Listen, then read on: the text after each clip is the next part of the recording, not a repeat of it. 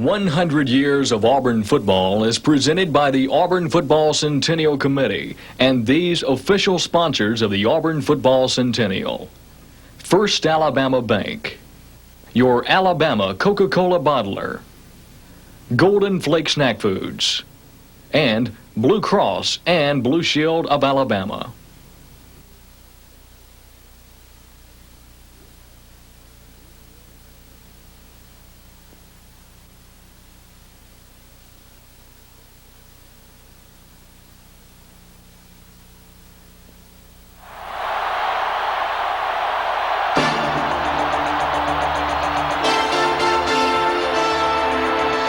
On the plains of Auburn, this is where tradition began.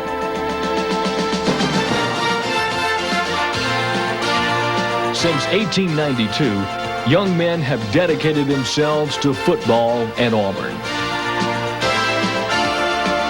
Down through the years, some were blessed with rare gifts of athletic ability.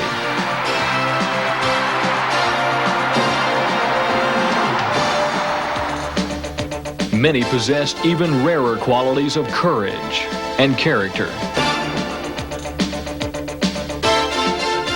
Their deeds on the gridiron are legend, but their accomplishments as Auburn people are what make them true heroes.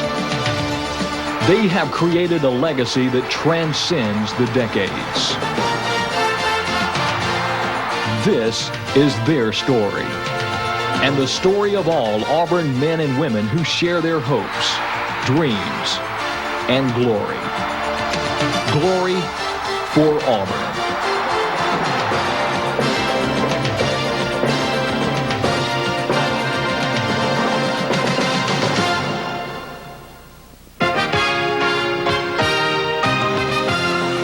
Now here's Solomon, 1st and 10. He's going to fake to Unger. He's going to throw the ball against the grain, complete. Beasley broke away. 45-50. You are the champion of the best football conference in America. Seidel pitches out to the left halfback. Fredrickson gets the block, goes to the 20, to the 15, to the 10, to the 5. Touchdown, Tucker Fredrickson. Backs, run like a wild man. Wild man turned to loose. Be sharp, be ready. Pat's going to leave it with Ball, and he's going to break a tackle. He's going to break another tackle, 35-40. Down the sidelines, we got a foot race at the 40, the 30, the 20. Bye-bye, Ball! He's taking inside. Crawford keeps to the option. He pitches to good to the 35-40. 45-50. Good to the 45-40. He's at the 35. He may go all the way. As a sea of orange and blue celebrants are tearing down the goalpost in this monumental victory, ladies and gentlemen. This is 100 years of Auburn football.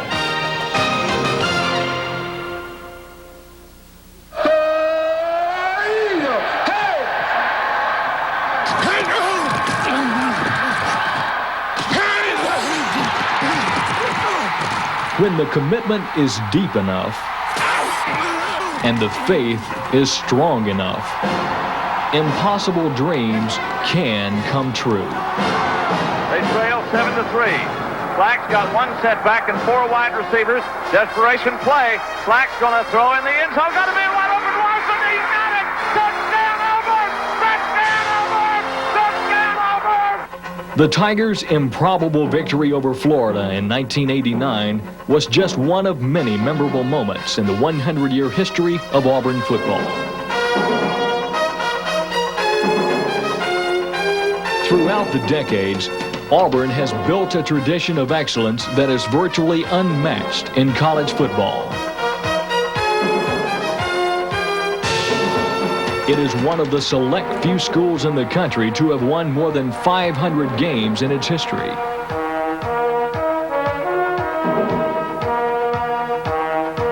Fittingly, victory number 500 came in a 1987 New Year's Day bowl game against another national power, Southern California. It also came in a decade when the Tigers enjoyed their greatest success in the Southeastern Conference.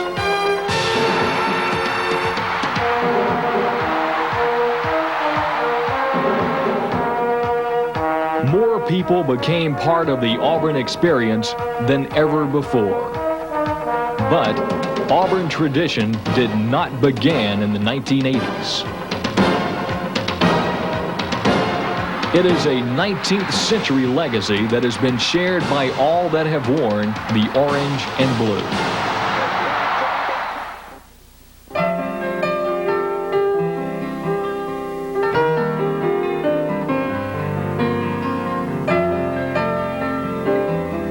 Although much has changed in 100 years, the landmarks that illuminate the path to the birth of Auburn football are easy to find. In the 1890s, at Alabama Agricultural and Mechanical College, Alabama A&M, Samford Hall was the focus of campus activities. Toomer's Drugstore already stood at the crossroads that marked the center of the loveliest village on the plain. In 1891, the college's young history professor, George Petrie, traveled to Johns Hopkins to obtain his doctorate. His experiences there would influence much more than his scholarly pursuits. He had gotten interested in football. He had seen some games in Baltimore, and one of his closest friends at Johns Hopkins went to the University of Georgia. Petrie had the idea of organizing the first football game in the Deep South and wrote his friend at Georgia. They organized the first game. Petrie coached the first team. Petrie played running back on the first team, coached the team to a 2-2 record, which is not the greatest record in the world for professional football coaches, but for historians it's pretty good.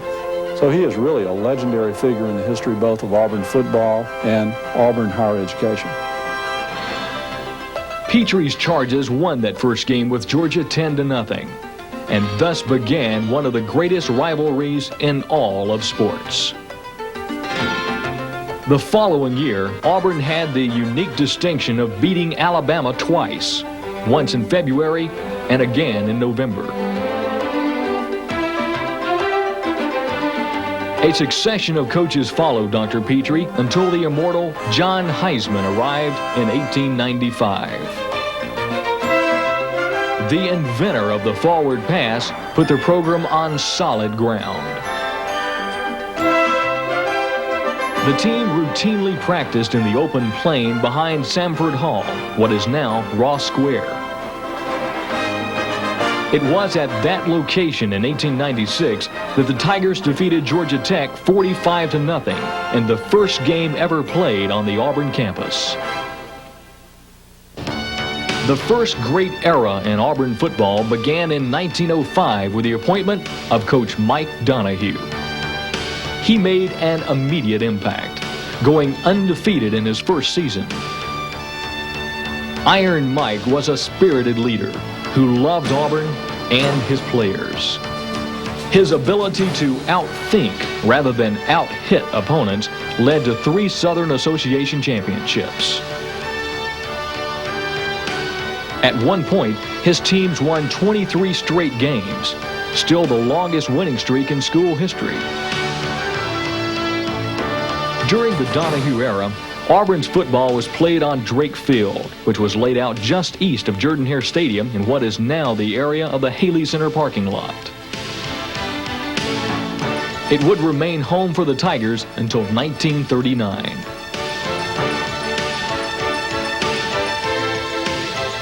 Jordan-Hare Stadium is now was the old gully, and across up on top, just about where the press box is now, was the old abattoir, where they had the dead animals at the vet department. And of course, on a day when the wind was blowing in either direction, when we were practicing football or practicing baseball, we could really get the good odors there.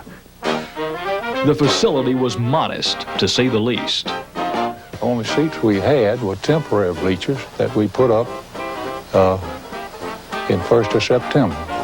We had one gate down there under that old oak tree and a little ticket booth, and we sold what we call a book strip ticket, just like you used to at the picture show, you know, roll, general admission. And we had one game a year, you know, not every year, but most years. The lack of an on-campus stadium in the 20s and 30s led Auburn to play most of its games on the road. home games were played in Columbus, Montgomery, or at Legion Field in Birmingham. Ironically, it was a have-not situation that would impact the history of Auburn football for almost 40 years. The team often traveled by train, even on a West Coast trip in 1936. We played Georgia in Columbus on a Saturday afternoon, beat them 21-14 as I remember. Left that night by train, going to San Francisco to play Santa Clara. Well, as you say, on the way we worked out, I think maybe on Sunday afternoon, we worked out in Mobile, and we worked out in San Antonio, Texas, and we worked out in Tucson, Arizona, and Los Angeles. What they would do was unhook usually 2 cars that we had the ball club on. They'd unhook that, and we'd practice, and somebody would pick us up. It was pretty well set up the way it had to be, or else we'd been left in the desert. Despite the hardships, the Tigers fielded some very competitive teams in the 1930s. In 1932, Jimmy Hitchcock, a triple threat as a passer, runner, and punter, became the Tigers' first All-American. Jimmy was not a big fella. He weighed about 170 pounds. He was about 5'11".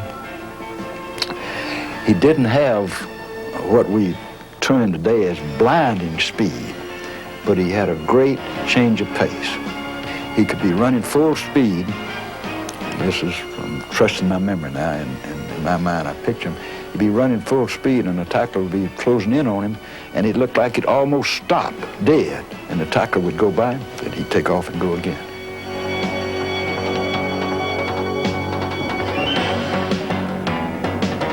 Jimmy's younger brother, Billy, number 24 for the Tigers, was a tough, hard-nosed player in his own right.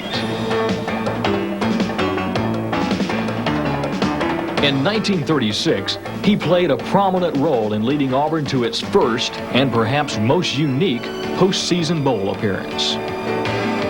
The Tigers were selected to play in the Bacardi Bowl.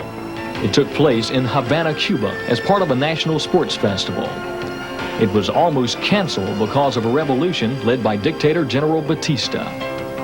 The day of the game, as you mentioned, they had a lot of troops there, a lot of guns. And when Batista, who was a dictator at that time, came in, they shoved us off to one side of the field and let the troops walk in with him. There was no trouble shoving. Believe me, we moved in a hurry. I don't like the look of those guns anyway.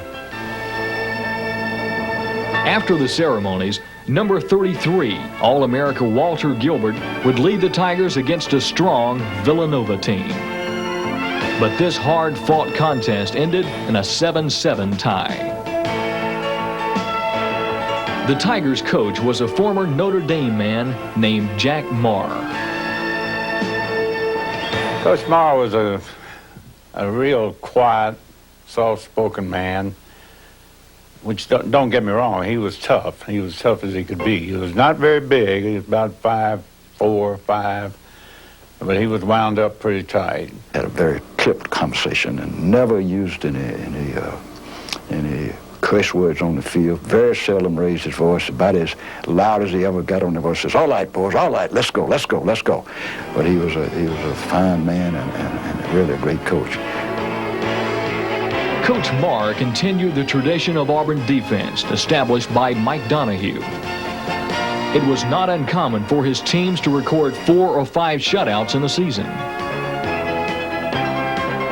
With the help of a young assistant named Shug Jordan, defense became a synonym for Auburn football in the 30s.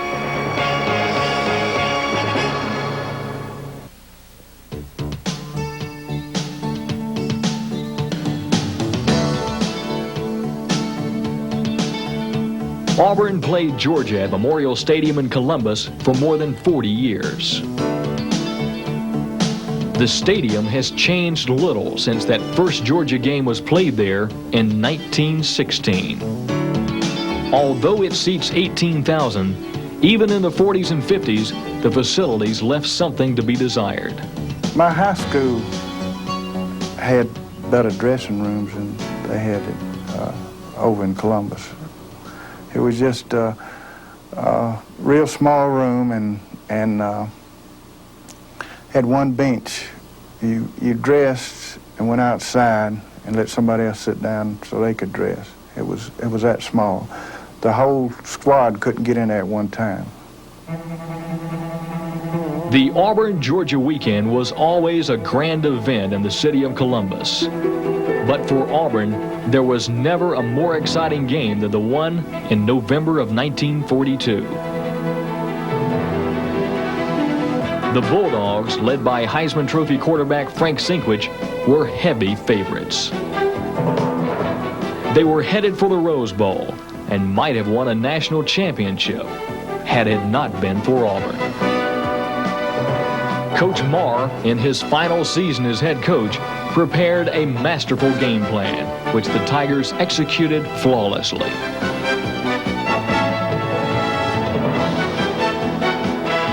The defense suffocated Sinkwich and held Georgia to only 37 yards rushing.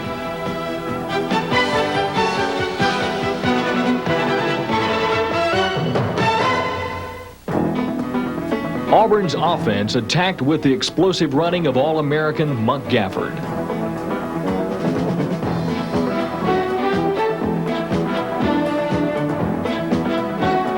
He frustrated the Bulldogs at every turn, piling up 119 yards on the ground.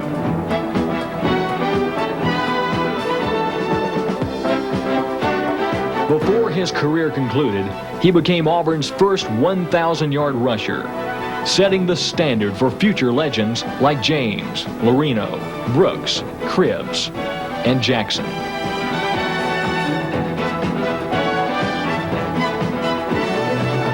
Auburn fans savored this stunning 27-13 upset. It would be their last major victory before world events turned thoughts away from football for much of the decade.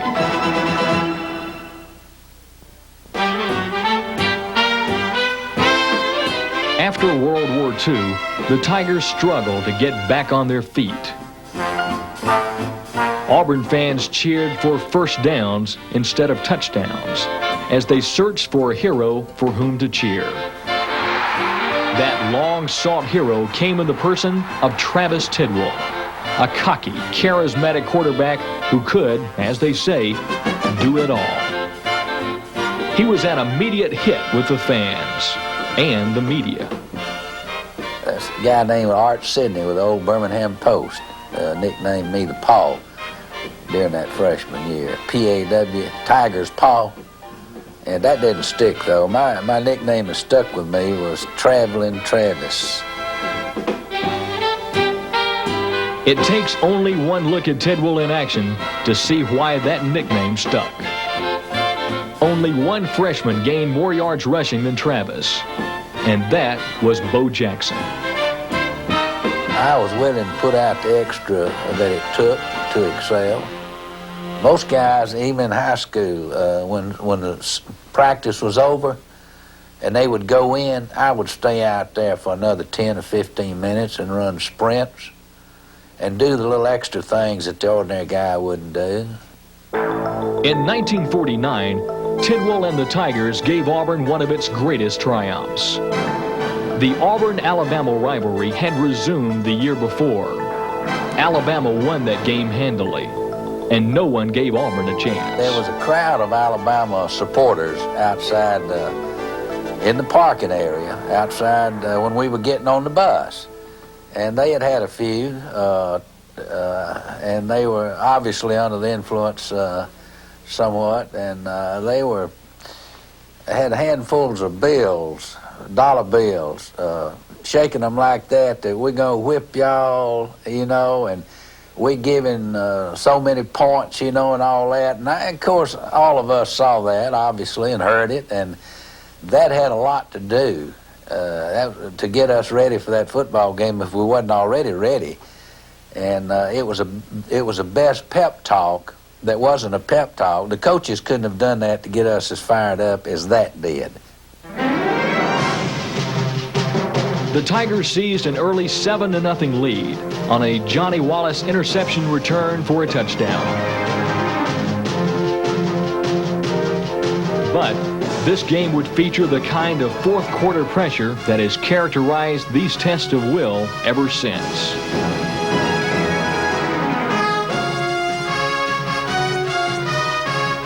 With Alabama just 1 point from tying the game, Travis Tidwell stepped forward once again.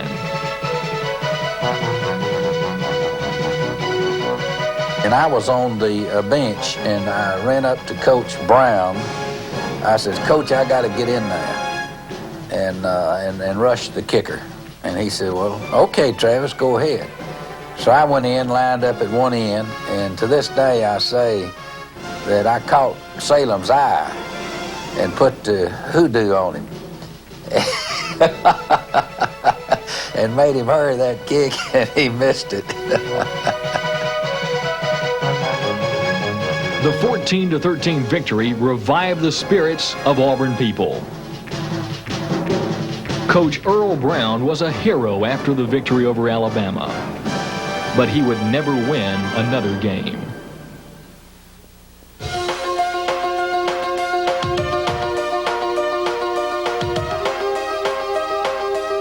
On February 25th, 1951, Ralph Shug Jordan was hired to resurrect Auburn football. The rest, as they say, is history. Although history may not have been written so eloquently without the foresight of athletic director Jeff Beard. He believed in Shug and took his case directly to Auburn president Dr. Ralph Drawn. Felson called us meeting together, and I was sitting out there. He said, "Jeff, what are you doing in here?" I said, "I come to see about a new coach." He said, "Well, you're not a member of the committee." I said, "I know, Fessor, but I look at it this way. Whoever you hire, he makes good, it's fine." I said, "If he doesn't do a good job, you're going to call on me to fire him. And if I got to fire him, I want to have a say on who it's going to be." He said, "Well, that makes sense. Go ahead and vote." When the meeting ended, Shug Jordan was the new head coach. So I went out on the front veranda of the President's Mansion. The yard was full of Auburn boys and people. And I took Shug with him and introduced him as a new head coach. And boy, they tore up the town. Finally, by a very close vote, they decided to give the opportunity to an Auburn man. Coach Jordan was that and was always that. And back in those days, it was always, it seemed to be the better wisdom to go out and find somebody as far away as you can. And usually, if you were from Notre Dame, it automatically meant you were a great coach. Well, finally, they made a decision, you know, let's give an Auburn man a try. Shug had been an Auburn man from the first day he arrived on campus as a student in 1928. As head coach, he immediately set out to change the attitude of Auburn players. We started out surprising everybody. We beat a real fine Vanderbilt team with an All-American Bill Wade on it that had beaten Auburn, I think, something like 49-0 the year before. Broke an SEC record in the first game that may not even be broken today. Over 90 offensive plays in a ball game. 3 yards in a cloud of dust. Didn't let Wade have the ball enough to beat us, and we beat them 24-14. And I think that changed attitudes here at Auburn about whether Auburn could win, whether Coach Jordan was, the guy for the job. Auburn people quickly realized that Shug Jordan was the perfect man for the job. In just 3 years, the Tigers were headed to a bowl game.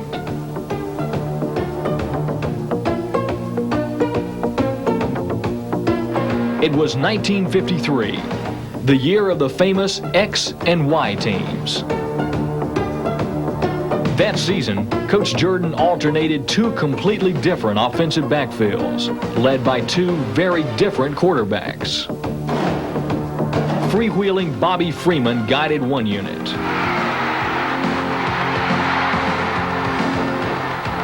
While senior captain Vince Dooley commanded the other.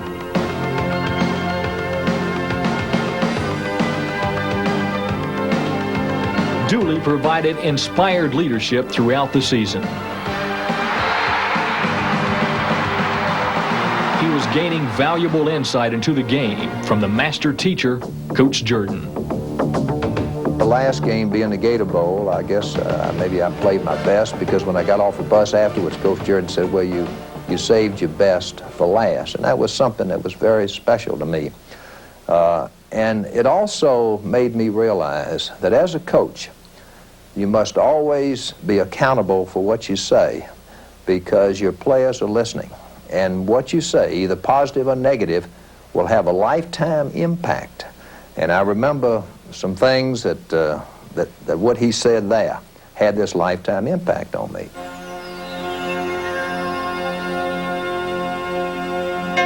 With success came recognition for Auburn athletes.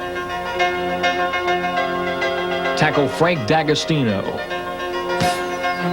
end Jim Pybert, and fullback Joe Childress were named All-Americans. Childress almost single-handedly beat fifth-ranked Miami in 1954. He gained more than 160 yards, scored 2 touchdowns, and kicked the extra points that gave the Tigers a 14-13 victory. He shared the backfield with Fob James, number 23. Deep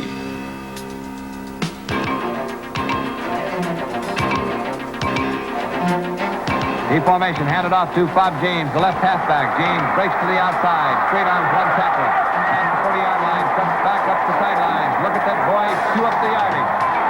One man between he and the goal line, and he reverses his field, but slows down his speed, is struck from behind by Jim.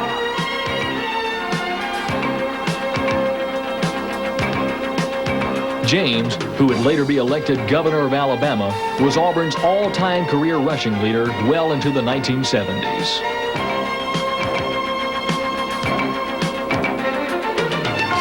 This nucleus of talent would lead the Tigers back to national acclaim. But first, they had to clear one last hurdle, the Grant-Phil jinx. Georgia Tech was Auburn's biggest rival and greatest nemesis. Going into the 1955 game, Tech had won 15 straight games at Grant Field in Atlanta. This Saturday, the Tigers would not be intimidated. They would not be denied. Number 44, Alton Shell, gave Auburn the early advantage.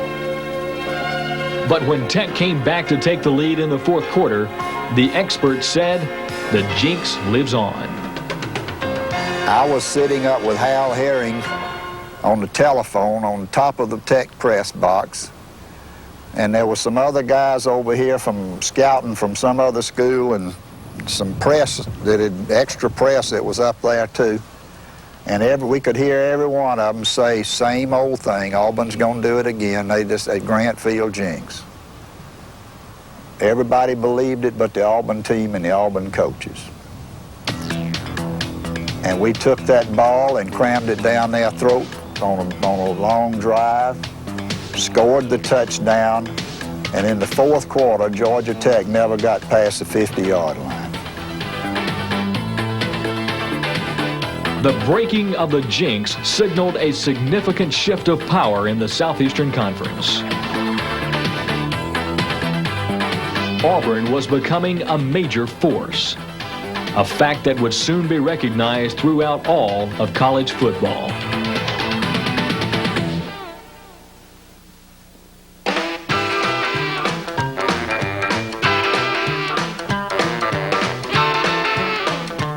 This quiet village on the plain became the focus of national attention in 1957. That year, API joined a short list of schools whose college football teams had won a national championship. The Tigers' success was unprecedented. In just 7 seasons, they had been transformed from winless cellar dwellers to undefeated champions. Like so many success stories, this one began clouded in adversity. The only experienced quarterback we had that year was a quarterback that got into discipline problems during the summer, and Coach Jordan had dismissed the quarterback, and that was another tough decision.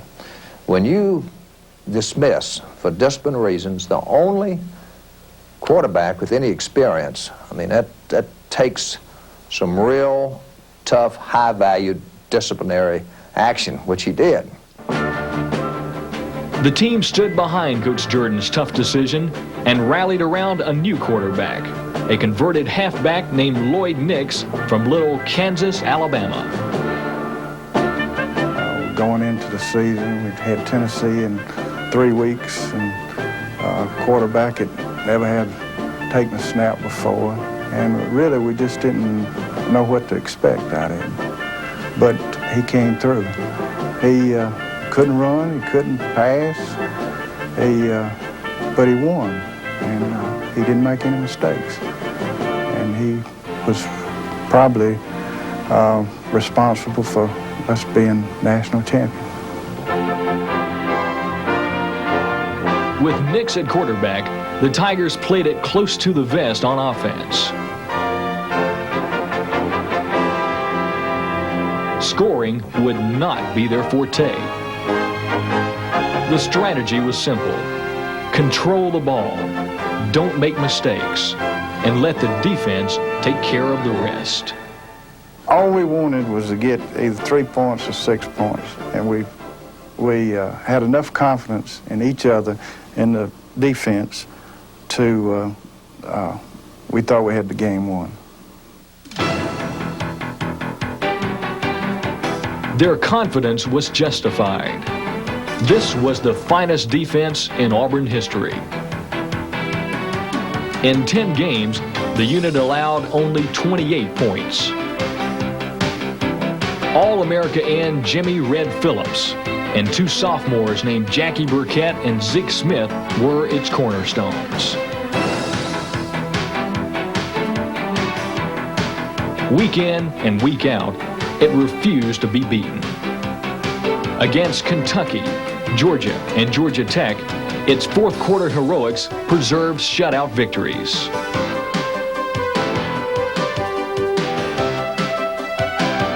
As Georgia Tech had the ball on the Auburn 14-yard line, Fred Brazelton back to pass. There's a fumble, and Jimmy Phillips recovers. So the alert play of the Auburn team on the defense has saved off a possible score by Georgia Tech. Red Phillips was perhaps the finest two-way player in Auburn history. Despite his defensive prowess, he was best known for his big play offensive capabilities.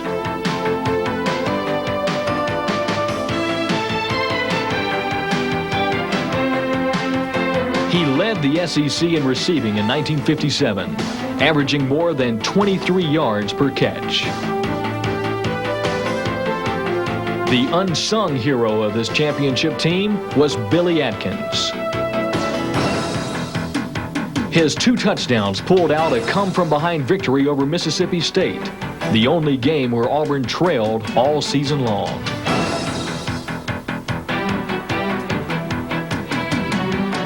His field goal provided the only scoring against Georgia Tech.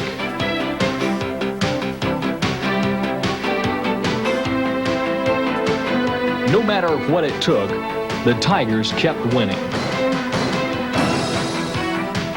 A 6-0 victory over Georgia finally put them at the top of the national rankings.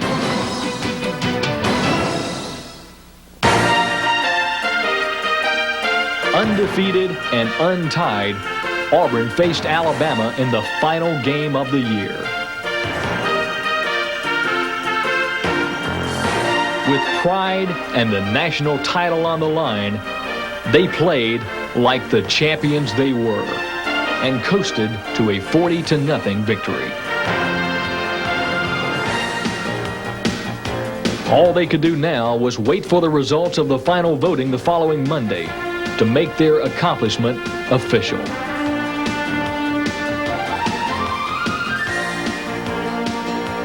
Sports Information Director Bill Beckwith received the official word at 4:30 p.m.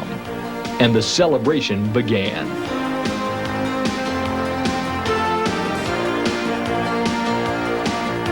Probably hadn't got enough time to tell you what it really meant to me.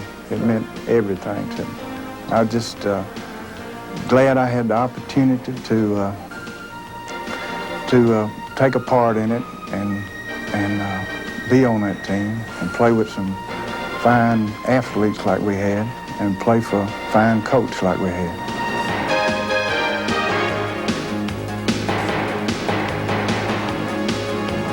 It was perhaps the greatest era in Auburn football.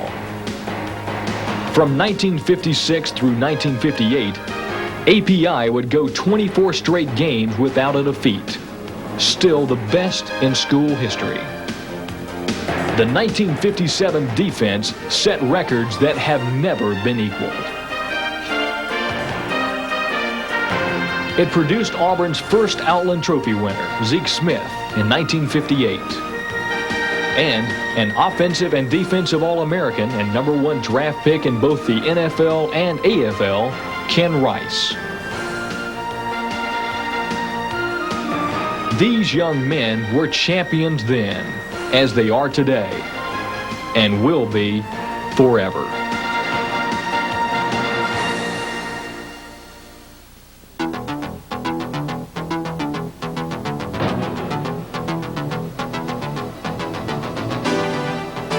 In 1962, a pair of talented sophomores quickly captured the hearts of Auburn fans. They were Jimmy Seidel and Tucker Frederickson, the first of two dynamic duos that would dominate the history of Auburn football in the 1960s and early 70s.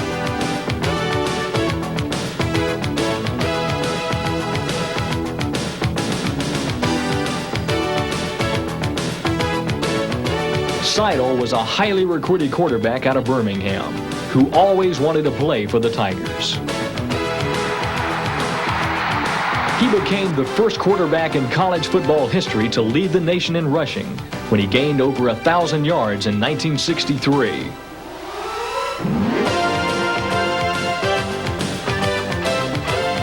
Beside him in the backfield was All-America Tucker Frederickson, one of the finest athletes to ever wear the orange and blue.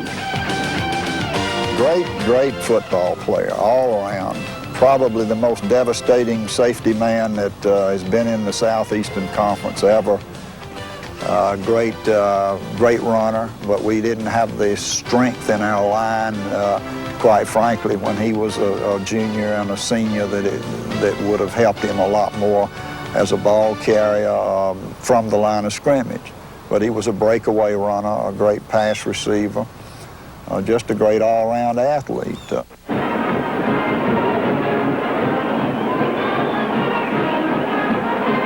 Despite being picked to finish 6th in the conference in 1963, the Tigers won 9 of 10 games that season, due in large part to the contributions of Seidel and Frederickson.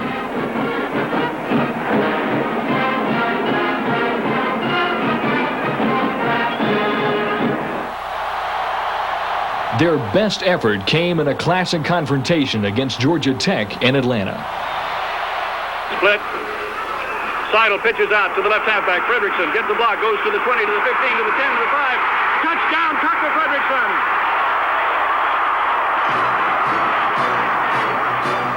Tech came in as a 10-point favorite, but Seidel ran around and passed over the Ramblin' Wreck defense like it wasn't there.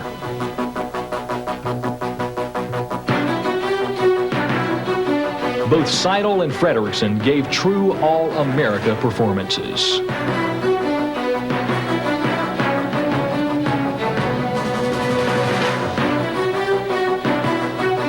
Auburn triumphed 29-21. in one of the most emotional victories in Coach Jordan's career. The Tigers were on their way to 9 victories and a berth in the Orange Bowl, their first bowl appearance since 1955. But first, they settled a score with the Crimson Tide. Despite losing Jimmy Seidel early in the game, Auburn won 10-8, its first victory over Alabama in 5 years.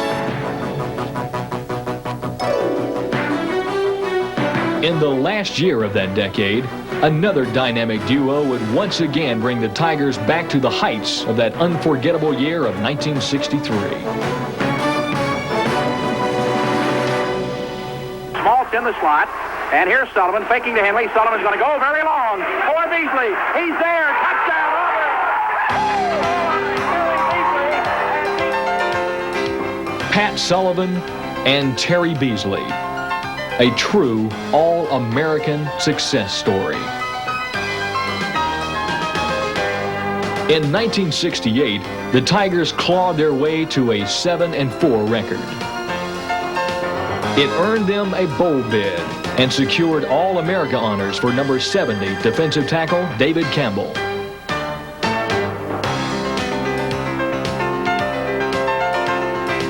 Sullivan and Beasley were only on the freshman team. Yet Auburn fans were already anticipating their varsity debut the following September. I'd be lying if I said that there wasn't expectations or people didn't talk, because I was highly recruited coming out of high school. And then the freshmen, the way we played back then, and we were down 27-0 to Alabama, and came back and beat them in Bryant-Denny, which was the first time that that had happened to Alabama in about 6 or 7 years on the freshman or the varsity level. So people were talking about it, and there was, you know, great expectations. And then playing your first game in Jordan-Hare as a sophomore against Wake Forest, and Auburn had basically been a running football team, and dropped back to throw the first pass, and adrenaline was flowing. And I go by the guy because they nowhere thinking that we were going to be passing, and it was a fake, you know, play action. And Pat hauls off and throws it. I know he throws it further than I ever saw him throw it. And I think it bounced one time. It went about 20 rows up in the stands, and I was about 20 yards open. But I really believe if he'd have handed me the ball, I'd have dropped it, because we were both so keyed up. And people cheered for at least 15 minutes. And I remember going back to the huddle and people standing and cheering. It was the greatest feeling. This duo would go on to become the greatest passing combination in Auburn history. Terry Beasley still holds the Tigers' all-time record for most receptions in a career. Pat Sullivan could tell at their first meeting this would be a winning combination. The summer prior to us coming to Auburn in '68, Terry came up and spent several days with Johnny Musso and Phil Cochran and myself, and we worked out before going and playing in the old high school all-star game. And so that's when I had the first opportunity to get to know Terry. And you know, at that time, you could tell he was certainly something special, because he could run faster than anybody you'd ever been around. And he had great physical ability and the want to. And I knew it was going to be a lot of fun to be able to throw to him. Pat Sullivan's passing records have also lasted more than 20 years.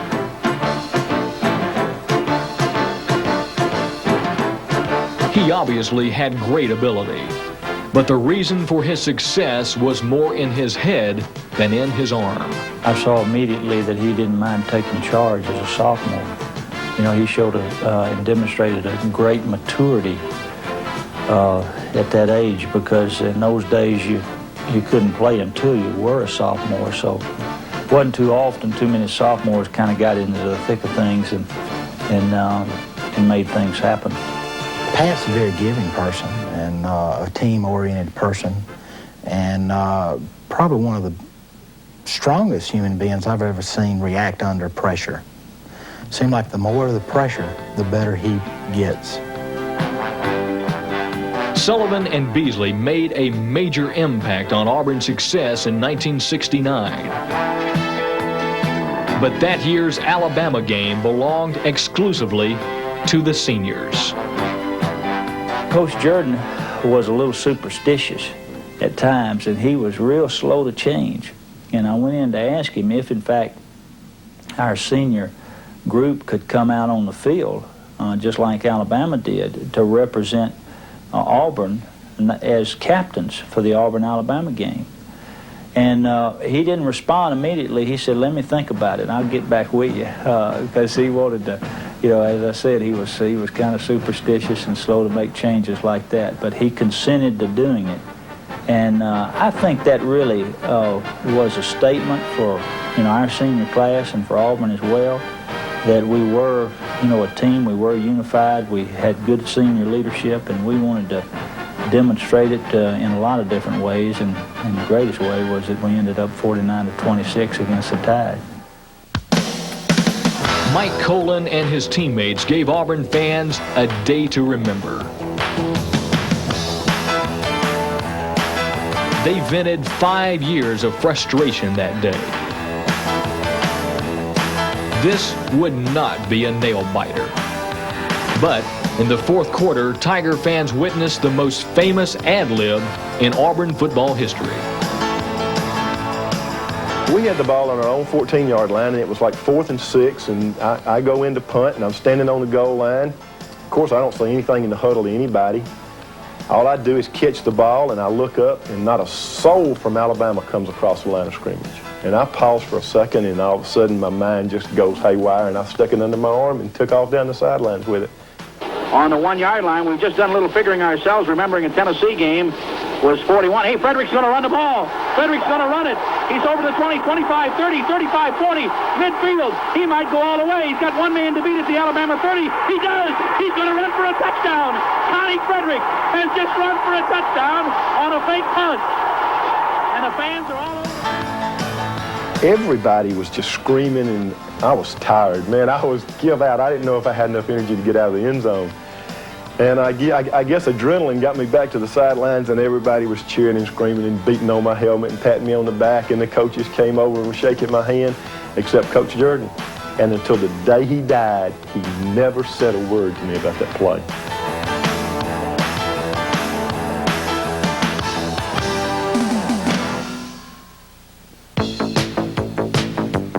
On October 31st, 1970, the Florida Gators were the victims of an unprecedented aerial bombardment.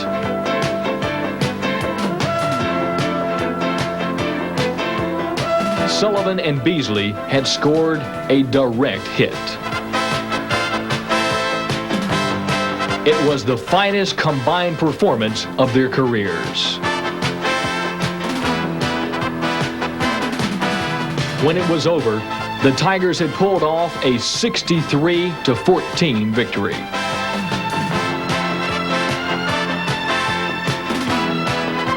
Sullivan threw for 366 yards. Beasley scored 4 touchdowns. And James Owens, the first black football player in Auburn history, returned a punt for 89 yards and a touchdown.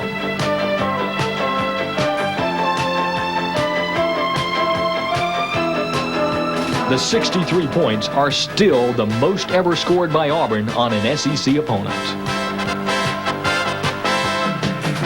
The Tigers appeared to be on a roll to the Sugar Bowl.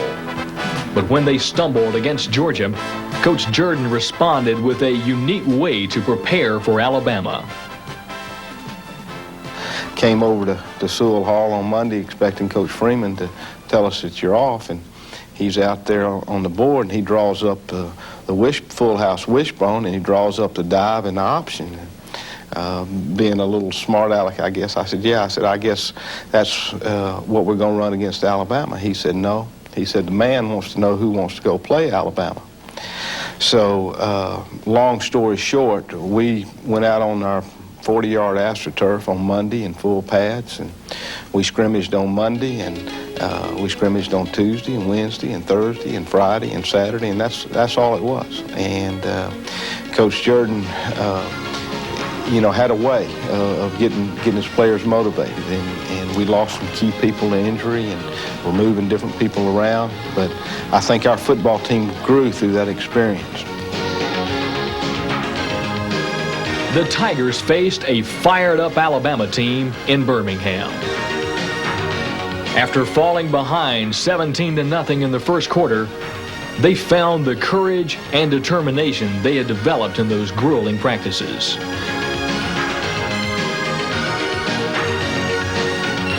They came back to claim the only victory that really mattered. Big third down play. Sullivan rolling, throwing up the middle, complete to the tight end at the 5. In for a touchdown, Robbie Robinette. The first time Auburn has gone to the tight end today. And there are no penalty flags. The 33-28 win was a triumph of spirit. The kind of victory Coach Jordan cherished the most.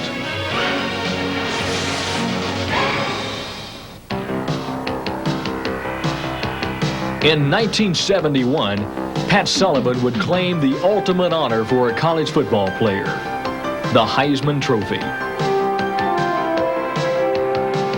Many believed he clinched the award with a near-perfect performance in Athens, Georgia on November 13th.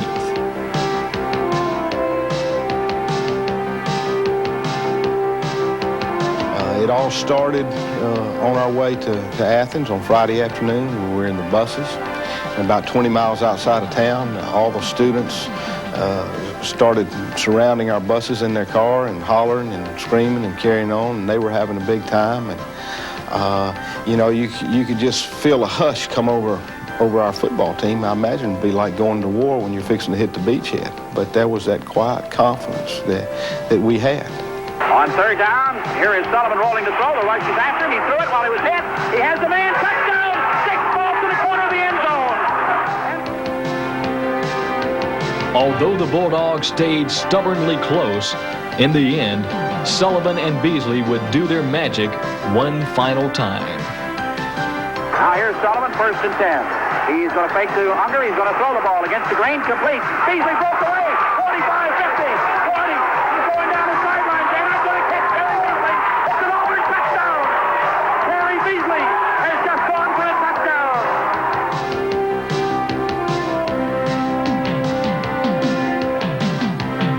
The Tigers prevailed 35-20. All Sullivan and his teammates could do now was wait for the Heisman announcement. The winner is Pat Sullivan of Auburn University. Hey, Pat Sullivan. Congratulations, Pat. I knew and do know that, any award that I won was because of the people on our team and the coaches. And I think they felt a part of it. And then when the announcement of the Heisman was made, one of the special moments I have in my life was when our whole football team was over in the lobby of the Coliseum. And, they felt like they had won part of it, which they did. I've said it many times before, and I'll say it again tonight. I wish all of my teammates could be here, because each time you go out on the football field, it's not just one or two, it's the entire group. And I wish all of them who I've been so fortunate to play with over these past 3 years could be here with me tonight to accept something that they all had part in. Coach Jordan, who's been my head coach, and our other assistant coaches have done such a fantastic job of preparing us. And I just thank them from the bottom of my heart. One other thing I would like to say before I sit down. I'm sure that there are probably many Heisman Award winners who deserve this honor more than I. But from the bottom of my heart, I can tell you that none will appreciate it any more than myself. Thank you.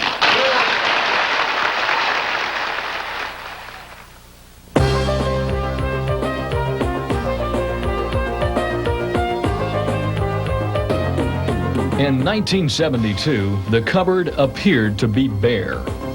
There didn't appear to be a single star on the roster. No one expected anything from this team, except the team itself. Coach Jordan did a real good job of making us feel like that we could become something way above what people were expecting, that there was a lot more to this team than just Sullivan and Beasley, and that we were just brave enough to believe in what he said. This was Coach Jordan's 22nd team at Auburn. It was to become his favorite. It was picked to finish 7th in the conference. But he wouldn't stand for that. He challenged this team to win, and it did, ending the year with 10 victories and a top 5 national ranking. They were the Amazings. Week after week, they defied the experts. Going into the Alabama game, they were 8-1. Still, no one believed in them. It was a team that had an attitude and atmosphere of being totally relaxed, but it had as a team that had a temperament of, I'll show you that I can. And it was a team that had a lot of people who knew how to cut up, but knew how to be serious, and it was loose as a goose, and people who knew that if the breaks just happened to go their way, they could win. Against Alabama, it appeared as if the Tigers' courage, honor, and character would not be enough. With just over 9 minutes left in the third quarter, the Crimson Tide extended their lead to 16 points, 16-0.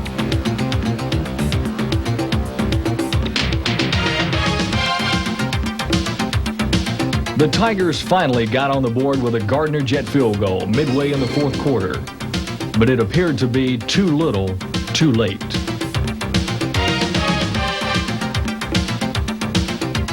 This is the only time in the history of the Auburn-Alabama series, to my knowledge, that both sides of Legion Field stood up and booed for entirely different reasons. The Auburn crowd stood up and booed because they felt like perhaps we had quit. We felt we couldn't win the ball game. The Alabama side stood up and booed because if we kicked it, that blew the line, so to speak, which was 14 points, and that would have cut it to 3. Despite the seemingly insurmountable odds, Auburn never quit. With 5 minutes, 30 seconds left in the game, they forced what would become a fateful punt from deep in Alabama territory. Mitchell and Langer on the line of scrimmage, coming from either side to try to block the kick. Auburn trying to go after it. Here's a snap. They got it. Block kick. Ball's back to the 25. Picked up on the bounce at the 25-yard line. And in for a touchdown is David Langer.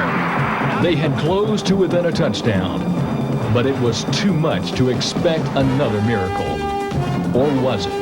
On the far right, Roger Mitchell on the left, and Auburn is again going after the kick, as you might imagine. Greg Gant standing on his own 30. Auburn will try to block it. Auburn going after it. Here's a good snap. It is blocked! It is blocked! It's caught on a run! It's caught on a run! He's going to score! David Wagner! David Wagner has scored! And Auburn has tied the game! And Roger Mitchell blocked the kick! It was an amazing finish to an amazing season.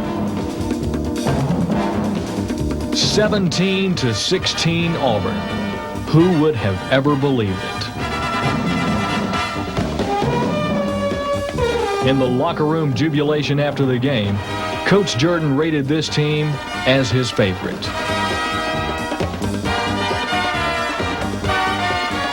Some of the young players on this squad would end their careers playing on Coach Jordan's final bowl team in 1974.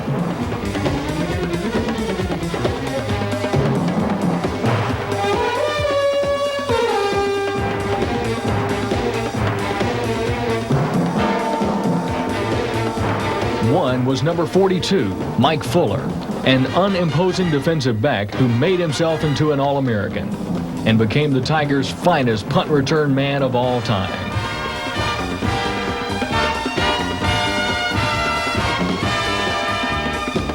It was something that I saw as a great tool, because if I could average at least a first down every time I touched the ball, and occasionally break a long or break one for a touchdown. I looked at it as a very important tool for our team. That was something that was a lot of fun, and to me, I had no fear of doing. I look back now and realize just how crazy I was. The 74 Tigers won 10 games, including a 27-3 Gator Bowl victory against Texas. Little did they know that Coach Jordan would announce his retirement the following April and coach just one more season, his 25th. All right, lineman, that's the way to get off with the football. Backs, run like a wild man. Wild man turned to loose. Be sharp, be ready. Let's go. Come on, let's run it again. The final chapter contained no last-second miracles. Perhaps nothing could have topped what had gone before. For 25 years as head football coach, Coach Shug Jordan defined the Auburn experience. I certainly will miss football, I guess. I know I will. I'll miss the competition. I'll miss the young people that play the game. I'll miss the preparation. I'll miss all the excitement. I'll miss the adrenaline. But I don't think I'm so old that the adrenaline still won't flow as I watch Auburn football teams play. Shug Jordan set an impeccable standard of excellence and enriched the lives of everyone he touched. He was the ultimate Auburn man. First thing, Coach Jordan was known as the man around the dorm. That was the kind of respect that he had. But yet Coach Jordan was close to his players and coaches, and they felt that warmth.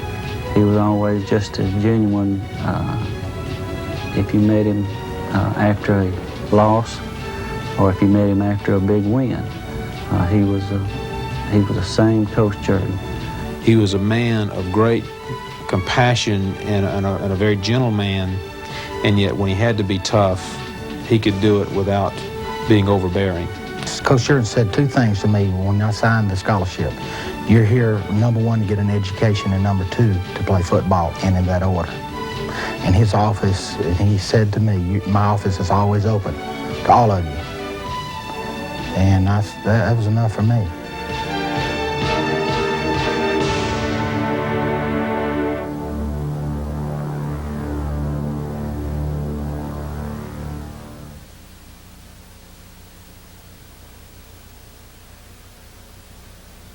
As chairman of the Board of Trustees of Auburn University and as governor of Alabama, it is my pleasure to announce that henceforth this stadium shall be known as the Jordan-Hare Stadium. In 1973, Cliff Hare Stadium was renamed Jordan-Hare Stadium and became the first stadium in the country to be named for an active head coach.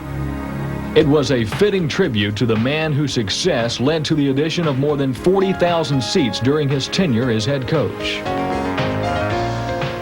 Auburn did not even have a stadium until 1939.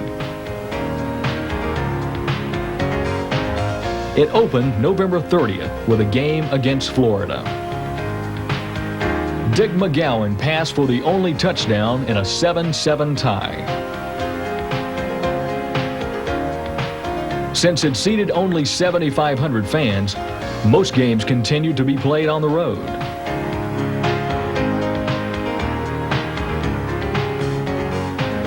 In 1949, the East Stands were added, and the facility was renamed in honor of Dr. Cliff Hare, a distinguished chemistry professor, and a member of Auburn's first football team in 1892.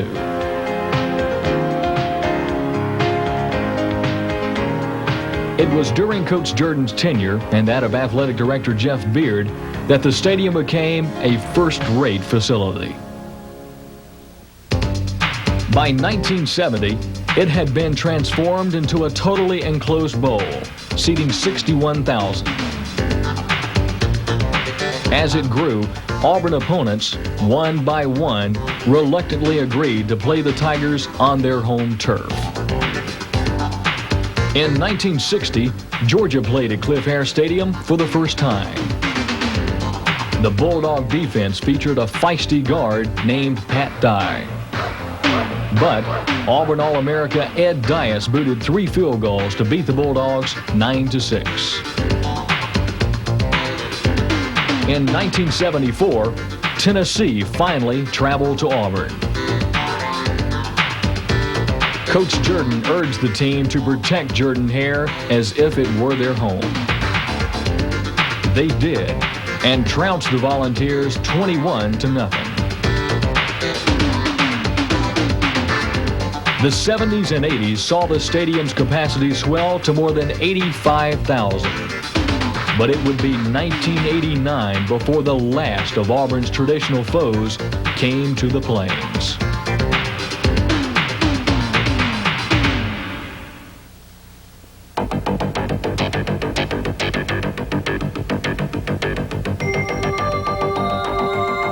In the late 1970s, Auburn became recognized as Running Back U.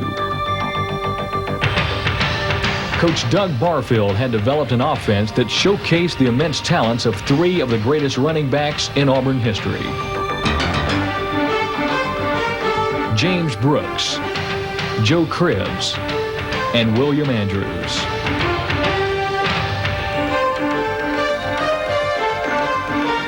When I first met William, I thought he was the finest looking. I thought he was like the greatest looking athlete I had ever seen, because he was big, he was fast, he was strong, and had great work habits. While Andrews relied on power, Cribbs and Brooks grabbed the headlines with speed and quickness. They take it inside. Auburn keeps on the option. He takes it to Brooks at the 35-40, 45-50. Brooks at the 45-40. He's at the 35. He may go all the way. 25, 20, 15, 10, 5, touchdown. What a run by James Brooks. Holy cow. I think James Brooks was a lot like Andrews in the sense that they're very extroverted, very talkative, very confident, almost to the point of being cocky. James Brooks made runs that broke games wide open.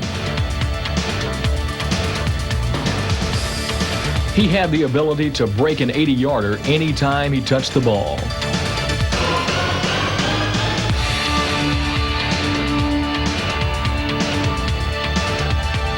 With Cribbs alongside Brooks in 1979, they both gained over 1,000 yards.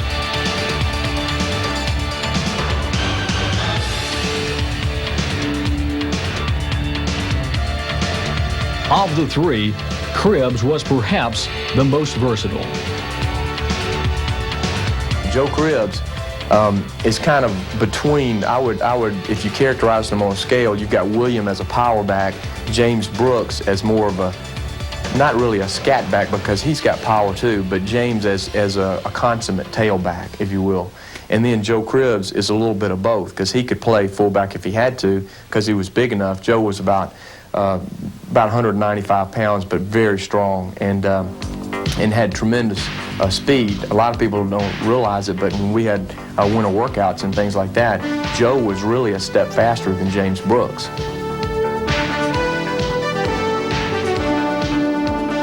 With Cribbs and Brooks in the backfield, along with quarterback Charlie Trotman, Coach Barfield enjoyed his finest season in 1979.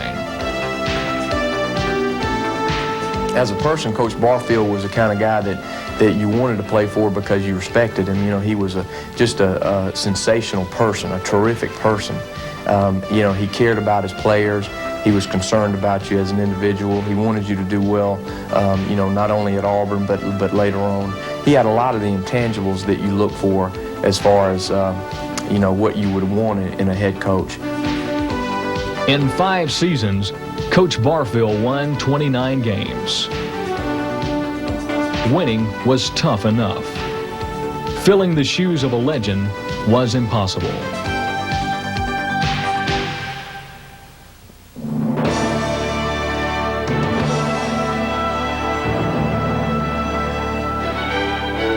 A new era was dawning. It was time for a new beginning. It is what I consider one of the top jobs in the South.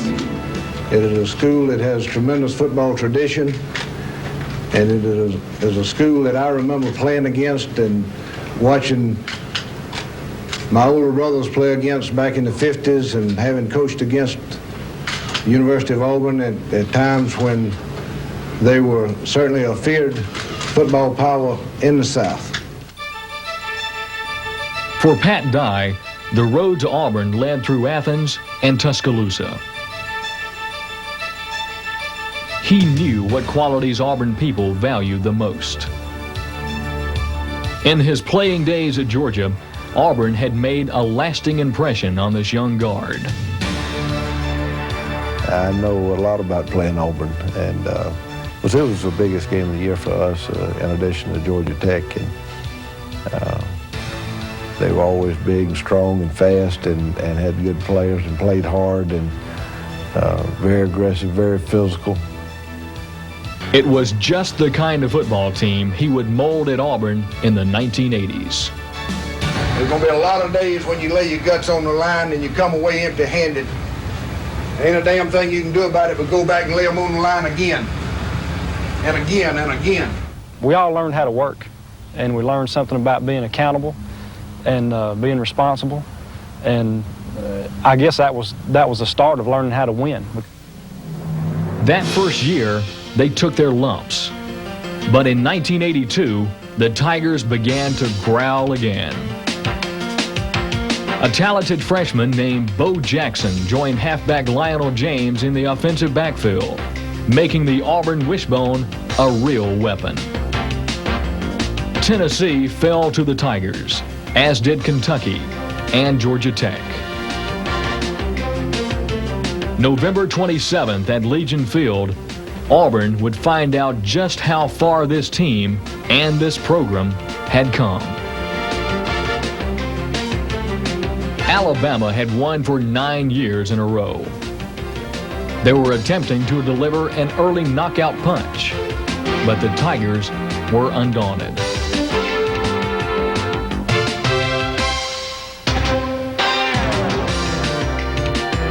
They held their own, kept their poise, and with time running out in the fourth quarter, began a drive to destiny. On a play that would become known simply as Bo over the top, 9 years of suffering came to an end. The Tigers would never look back. As a sea of orange and blue celebrants are tearing down the goalposts in this monumental victory, ladies and gentlemen, as the Auburn Tigers have defeated the Alabama Crimson Tide by the score of 23-22. That's the game that sticks out the most in my whole 5 years at Auburn. We played in the Sugar Bowl, the Tangerine Bowl. We beat Alabama again in '83, but none of those games mean quite as much as that '82 game, because we hadn't beaten them in 10 years and they were favored to win. That has to be the turning point in Coach Dye's era at Auburn. In 1983, the Tigers won their first SEC championship since 1957. They did it following the same formula their counterparts used 26 years earlier. A low-risk offense and a suffocating defense.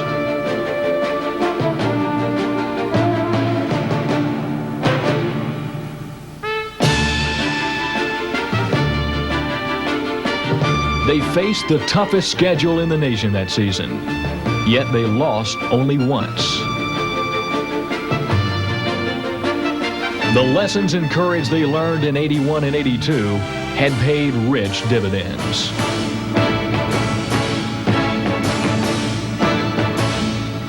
A 13-7 victory at Georgia would clinch the SEC championship.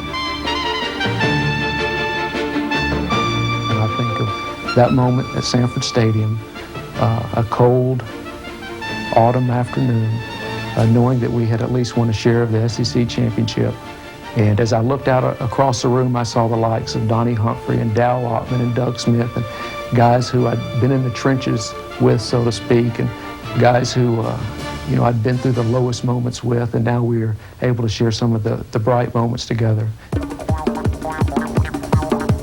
The Tigers' talents were showcased for the nation in the Sugar Bowl against Michigan.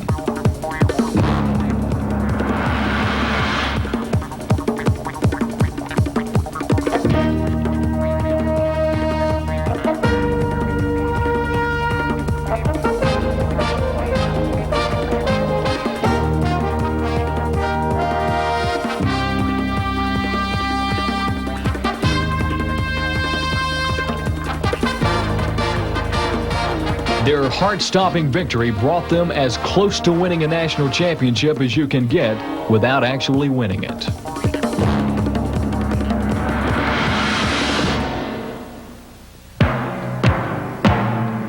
Bo Jackson matured into a sophomore superstar in 1983.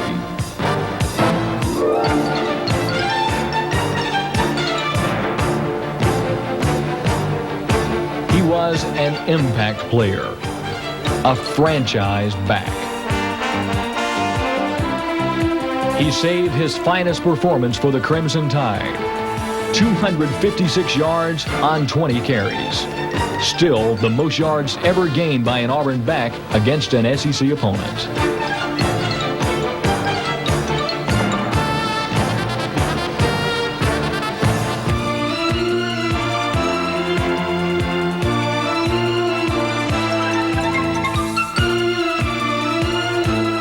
When you have a guy like that in the backfield who can dominate a game on his own, when you're looking at him in the huddle and you know he's there, it just really gives you a little bit more confidence to go out and do your job and know that something big can really happen.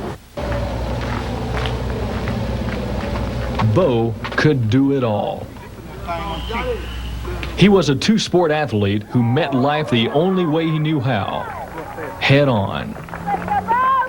Bo was a talent that gave us a chance to beat anybody we played, and he was a player that people feared because of his physical talent and appearance and the kind of player he was.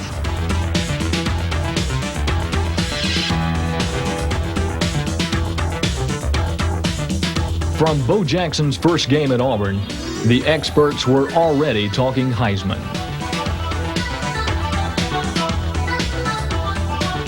Pat's going to leave it with Bo, and he's going to break a tackle. He's going to break another tackle, 35-40. Down the sidelines, we got a foot race at the 40, the 30, the 20. Bye-bye, Bo! As Pat Sullivan had done 14 years earlier, Bo wrapped up his Heisman in a classic Auburn victory in Athens.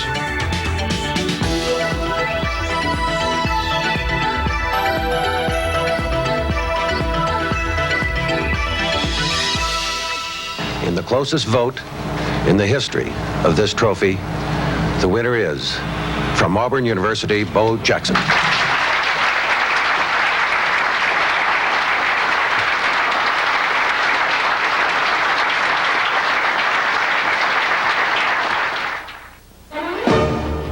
The Tigers would go on to make the 1980s the most successful decade in Auburn history. You are the champion of the best football conference in America. They won 4 SEC titles and made 8 straight bowl appearances.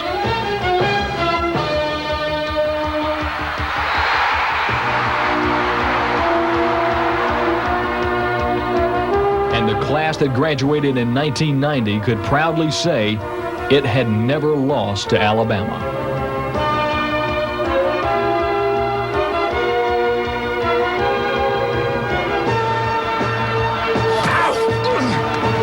In 1988, Auburn's defense rose to the dominating level of the legendary 1957 team. It, too, led the nation in virtually every defensive category. Led by Outland Trophy winner Tracy Rocker, It recorded 3 shutouts and allowed the fewest yards rushing of any team in Auburn history.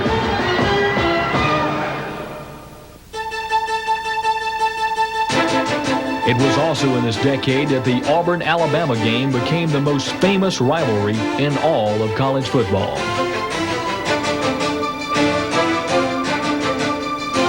Season after season, it provided excitement, high drama, and fantastic finishes. Berger out of the eye.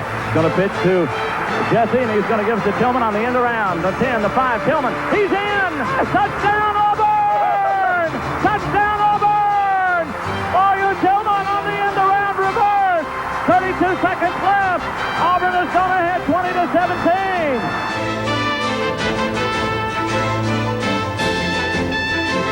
On December 2nd, 1989, it would make history.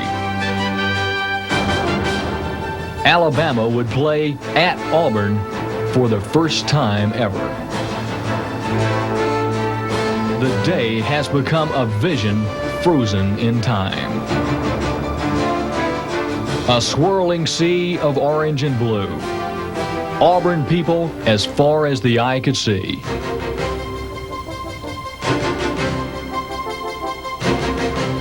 And a football team that refused to be beaten on the greatest, most ultimate day in Auburn football history. What Shug Jordan, Jeff Beard, and others had dreamed about decades ago had finally become reality.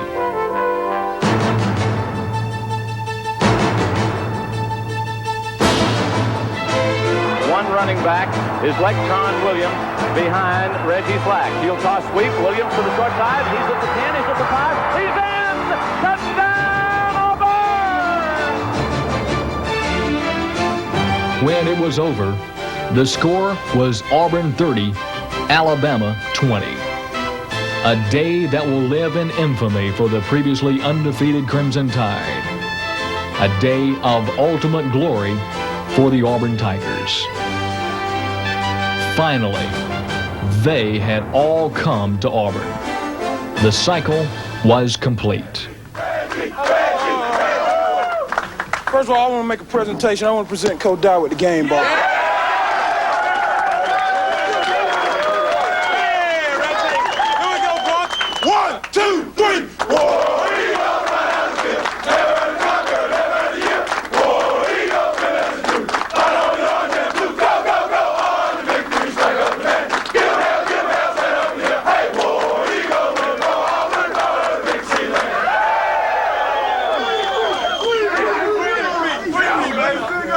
All right, listen, man. Tonight's what our program's all about. I want you to think about it and let it sink in deep. This is the reason we work in the summertime, in January and February, in the spring. This is the reason we push you beyond what you think you can do to experience moments like this. Ain't no easy way in life, and it wasn't easy out there tonight, but you were prepared for the task at hand. Every one of you players, I mean, ain't no way, I ain't smart enough to tell you how I feel about you. I mean, and because, I mean, it's family, every one of you. I mean, you know it. Sure, I'd like to be 12, 11 and 0 and, you know, no, but I'm gonna tell you something. I wouldn't swap this year for any year that I've been at Auburn. I wouldn't swap it, men, because I've watched you struggle and I watched you wrestle with them angels but I watched you grow up and become men.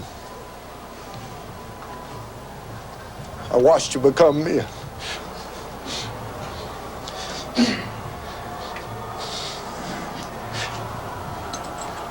Time, baby. Do you remember me standing right here and telling you when you became one that you'd know it? I mean, you know it now. It don't make any difference who's carrying the ball. It don't make any difference who's catching it, who's rushing the pass, or who's making the tackles. As long as you've got a blue jersey on.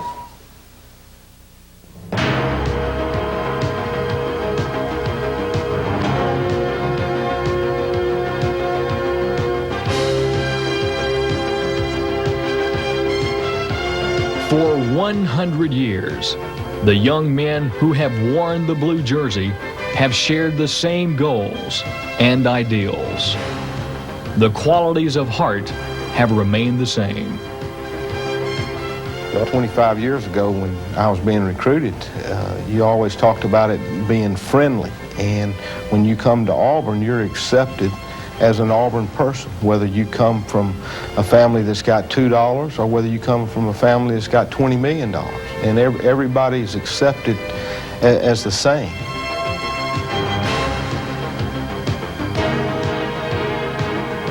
I don't brag about too many things. I brag on my kids. I brag on Auburn. It's something that I get into with the guys here at the stadium every day.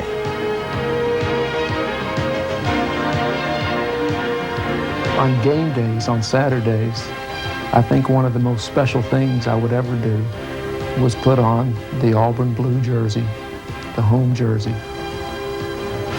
and walk out on that field at Jordan-Hare Stadium on the student body side of the field as everybody in the stands literally applauded, went crazy, did whatever they wanted to do to support Auburn football. And without exception, the hair on my neck would stand out and up as I came out onto the field. And several times I had tears in my eyes walking onto that field at Jordan-Hare Stadium. To me, the Auburn tradition is just not words. There's a feeling, and as I say, to me, it's a fiber that's there and it's strong and it's everlasting. It's been with us a long time, and it gets stronger and stronger. 100 years ago, this is where tradition began. Down through the years, memories of wins and losses fade. What remains important are the relationships between teammates and with Auburn, especially with Auburn.